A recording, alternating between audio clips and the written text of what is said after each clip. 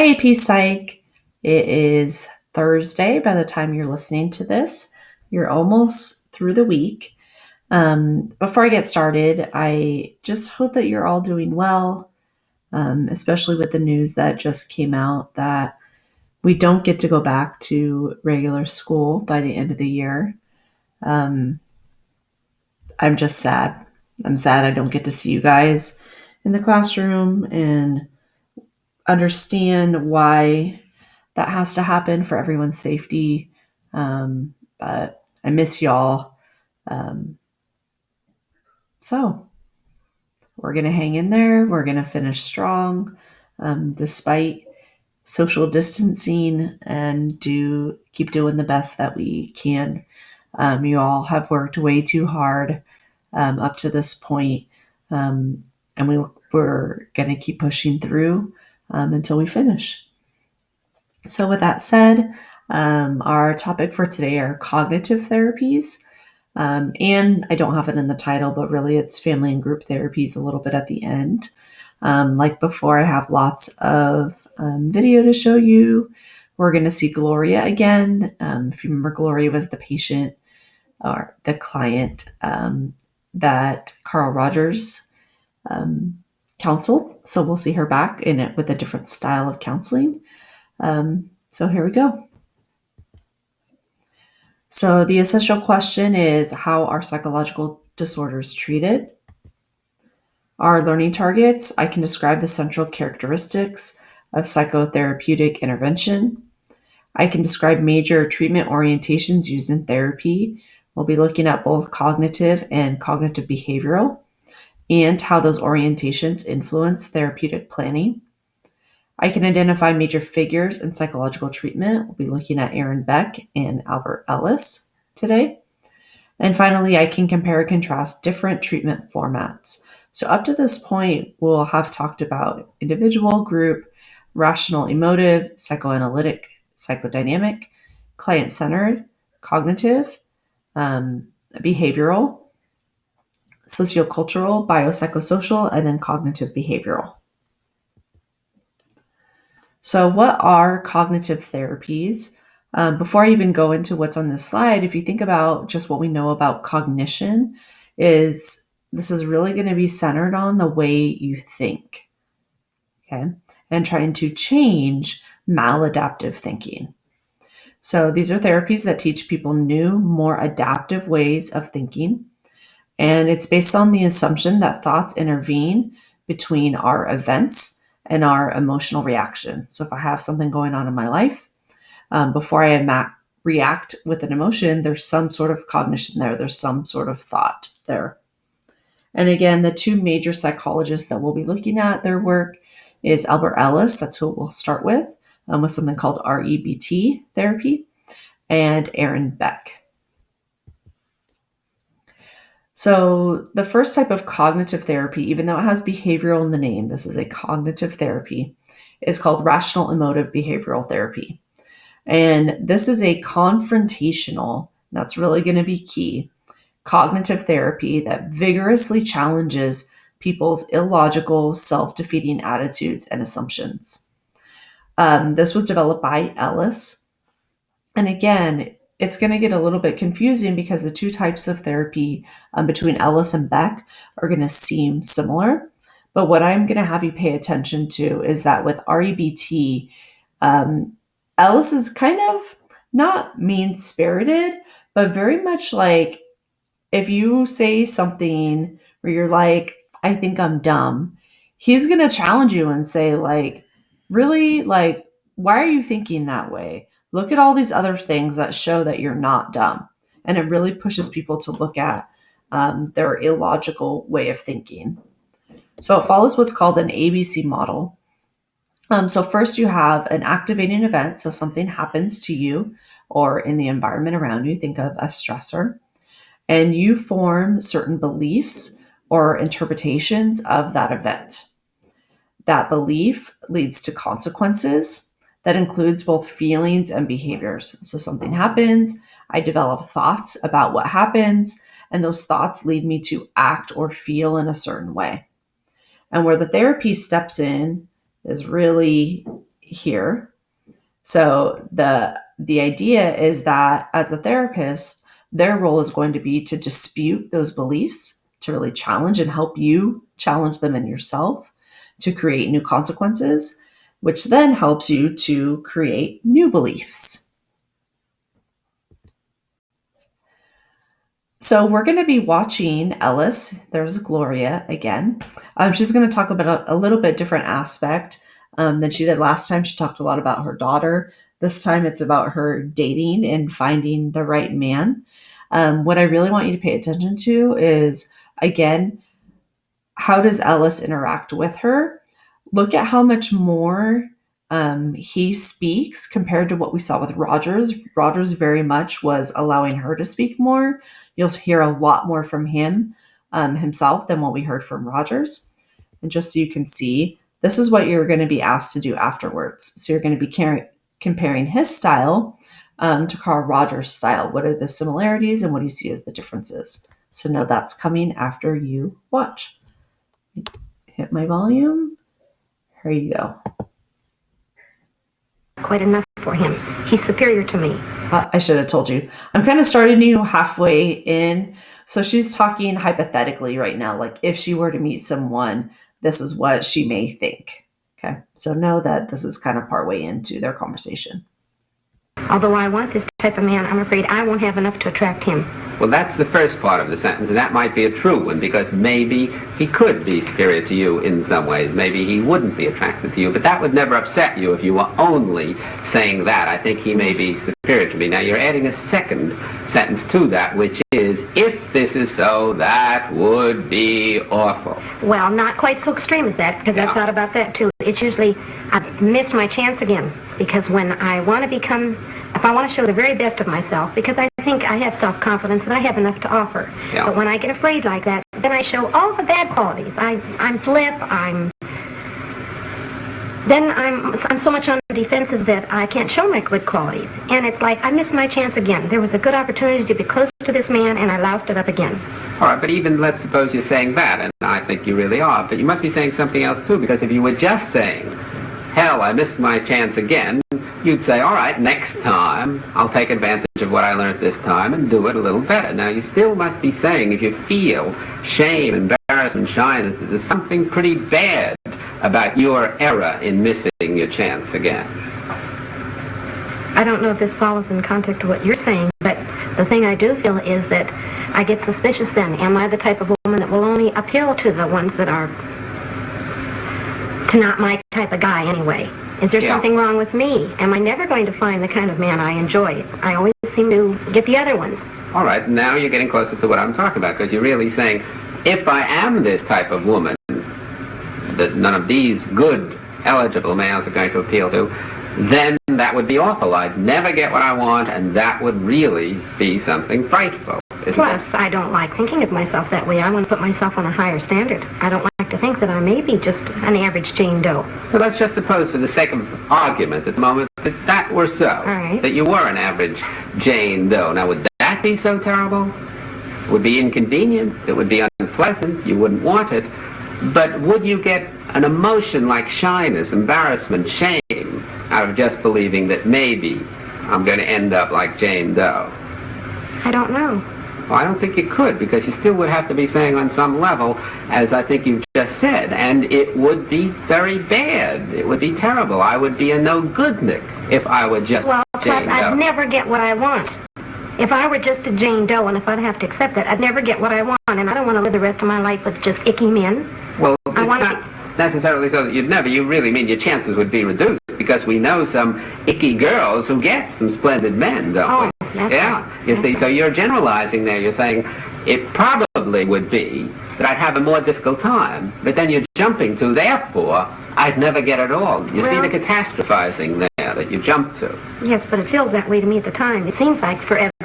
That's right, but isn't that a vote of non-confidence in you? An essential vote of non-confidence? Yes. And the non-confidence is because you're saying, one, I don't want to miss out on things. I would like to get the kind of a man I want and be a, in your words, superior kind of girl who gets a superior kind of man. Yes. But if I don't, then I'm practically on the other side of the chain completely a no-goodnik, somebody who will never get anything that I want, which is quite an extreme away, isn't it? Yes. And that's what I call catastrophizing, taking a true statement, and there is a good deal of truth in what you're saying, if you didn't get the kind of a man you wanted, that it would be inconvenient, annoying, frustrating, which it really would be, and then saying, I'd never possibly get what I want, and even beyond that, you're really saying, and then I couldn't be a happy human being. Aren't you really saying that on some level? But let's just look at that. Let's just assume the word. Okay, so hopefully you notice some differences between this style and what we saw with Carl Rogers the last time we heard from Gloria. So you're going to write about that in a minute.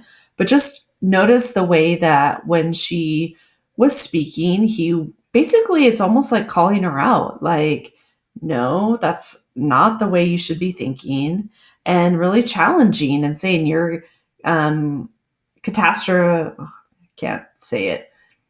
What he just said. You're making this a bigger thing than it really is. And he just full on calls her out on it and then allows her to respond and hopefully shift her thinking, which we saw her do a few times. So you're going to be writing now of comparing Ellis's style, what you just saw, to what you saw with Carl Rogers' style of client-centered or more humanistic. And you're going to be writing what were the similarities and what are the differences. So you'll go ahead and write, and then we'll move on. So the next person we're going to look at is Aaron Beck. Aaron Beck is also under this cognitive therapy realm. And you're going to see, again, some similarities. So they're still in the same style. But him is going to be, with Beck, is going to be much more gentle, less in your face, less calling you out. So the goal, though, is very similar. He believed that changing people's thinking can change how they function. So he wanted to reverse how clients catastrophizing their beliefs about themselves, their situations, and their futures. But again, it's through gentle questioning. So Ellis was much more confrontational. This is going to be much more gentle. And then he's going to persuade them to look at their situation differently. Now, unfortunately, I don't have a video of him speaking with a client. So this is Beck. But I think it does give a good idea of what that looks like. He describes his interactions with a patient. So I think you'll get a pretty good idea of the differences between Ellis that we saw with REBT versus Beck. And just so you know, this is kind of moving into the realm of what will be known as cognitive behavioral therapy. We'll get to that in just a moment after this. Oh, did not mean to do that. Okay, here you go. So, for example, one of my patients came in and he said, "Doctor, I'm so depressed, I think I want to kill myself." And I said, "Why is that?" And he says, "Well, I'm just a total failure." And I said, "What way are you a total failure?" And he said, "Well, I'm a failure as a husband, as a parent, as a business person, as a homekeeper, as a home supporter, and so on." So I could have, at that level, just talked about his sense of helplessness and failure. But I wanted to get more information.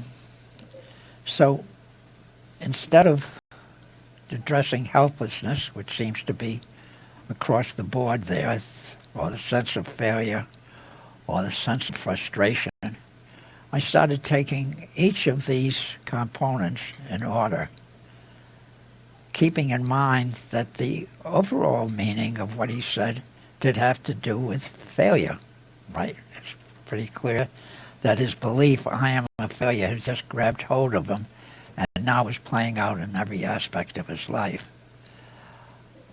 So I asked, well, first of all, you said you're a failure as a husband.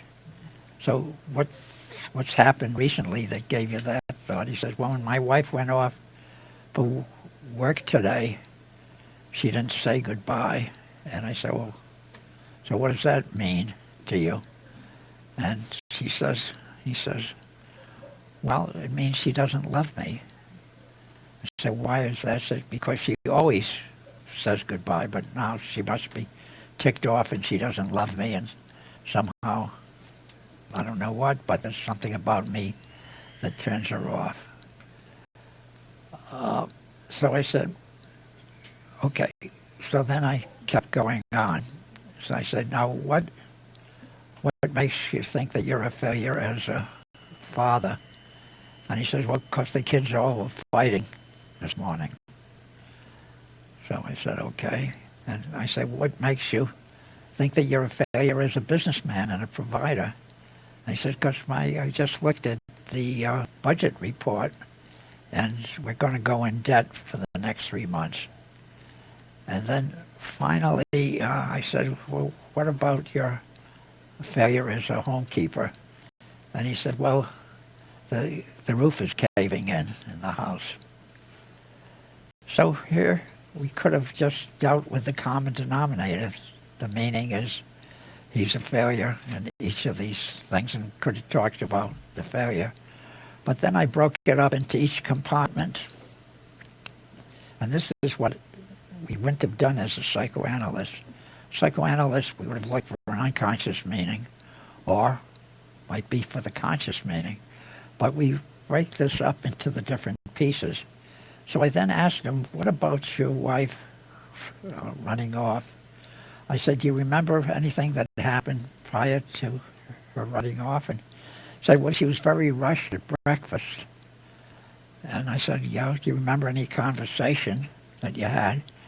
And he said, well, I guess she told me she had a very important meeting coming up. And I said, oh. And what else did she say? And she said, she was late for the meeting. And I said, oh. Well, is it possible that the reason she rushed off without saying goodbye was that she was in a hurry? And he says, that does make sense. So then I asked him, what about your teenagers fighting all the time? And he said, yeah, it's terrible. I just can't seem to control them. And I said, well, what about the other kids in the neighborhood? Are they all very quiet and they all get along? And he said, yeah, I guess teenagers do fight. And then I asked him, what about the business? He says, well, we're going to run a deficit next year, or next semester. And I said, but I know you're in the clothing business, and I understand you run through cycles. And you run through the cycle where you're making more money than you're spending, and then you run through another cycle where you're spending more money, you're manufacturing the dresses, and then you make up for it the next trimester when you start selling the dress. He said, yeah, I guess you're right. So then I said, well, now what about the roof caving in? And he says, well, the roof was leaking. And I said, yes. And he says, well, it's caving in. So I said, well, what do people do when the roof is leaking? And he says, well, I don't know. I said, well, what did you do in the past when you had problems with the roof? He said, oh, I called the roofer. So I said, well, isn't that a job for the roofer? And he said, yeah, you might be right. Okay, so now hopefully just from that demeanor, and I realize that Beck is much older here, not counseling a client themselves, but hopefully you were able to hear some similarities and some differences since they both fall under this cognitive perspective. So now my question, very similar, is to compare Ellis's style, that was the first one we heard, rational emotive therapy, to what you just heard with Beck's style of cognitive therapy. So you're going to describe what are the similarities and then what are the differences.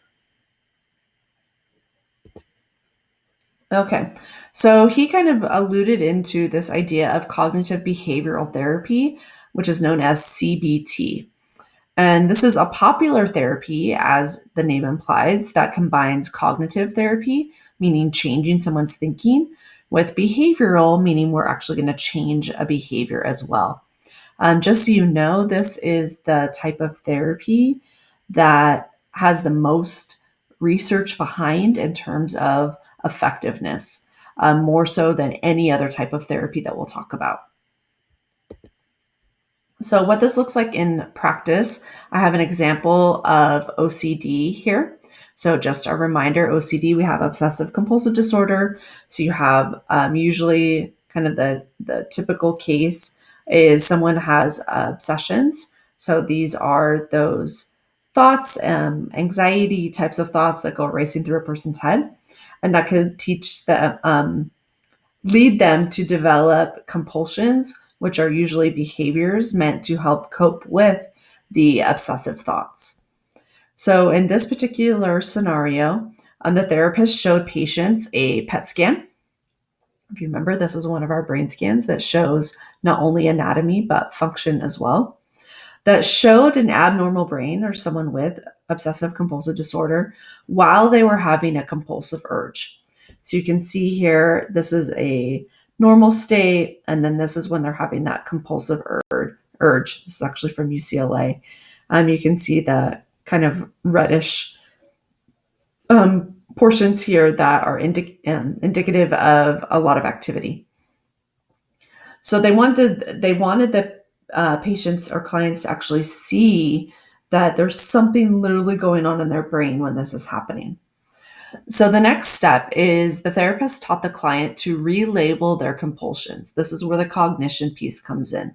Okay, it's them literally telling themselves, "I'm having a compulsive urge, and I'm having the compulsive urge because of the activity in my brain." So it's helping the client to reshape that thinking. Okay, I'm having this urge, but it's because of this activity that's going on in my brain. And then, rather than, this is where the behavioral piece is going to come in, rather than following through with that compulsion, let's say it's hand washing, then the client is going to replace that hand washing with some other more positive, more pleasant alternative behavior. So rather than washing my hands, I'm going to go take a walk. Rather than can't speak. Rather than washing my hands, I'm going to go read a book. And it's helping to replace and create a new association for those behaviors. So just to give you a different visual, so before cognitive behavioral therapy, you have a person that has these thoughts. So I'm not a good person, which leads to behaviors like they avoid their family and friends. And we get these feelings of being sad and lonely, and the cycle continues.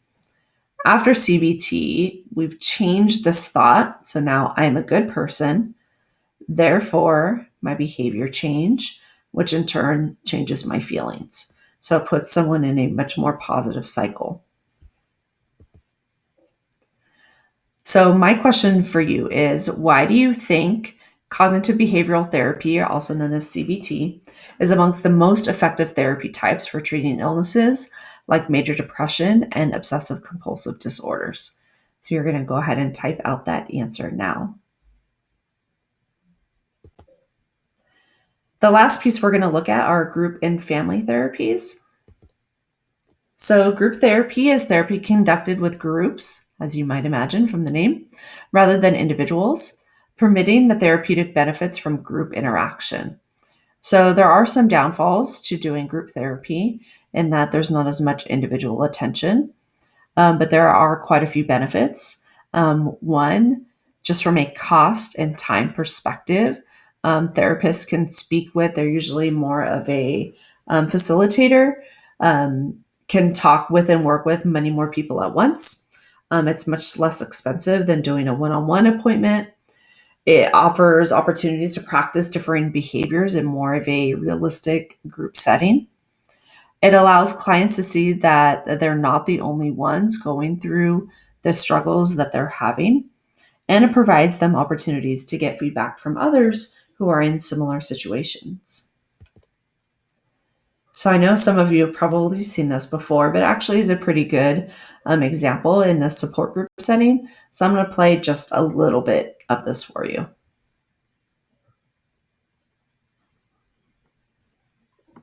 Before we had to stop, unfortunately, we interrupted your story, Kate. Taylor, glad you could make it. Come sit up.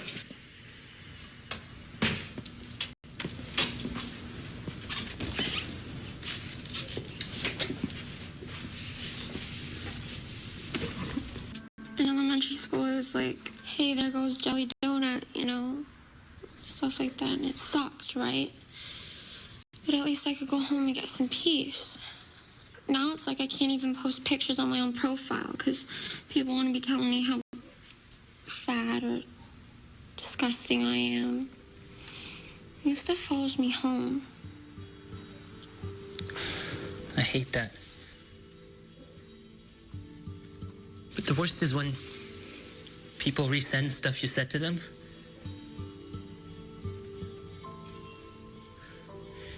There was this guy I liked. I thought he liked me. He really didn't. But I told him personal stuff, and he sent it to a bunch of people. And now at school, there's this bunch of guys, and they act out the stuff I said right in front of me. They call it the Gay Boys Show.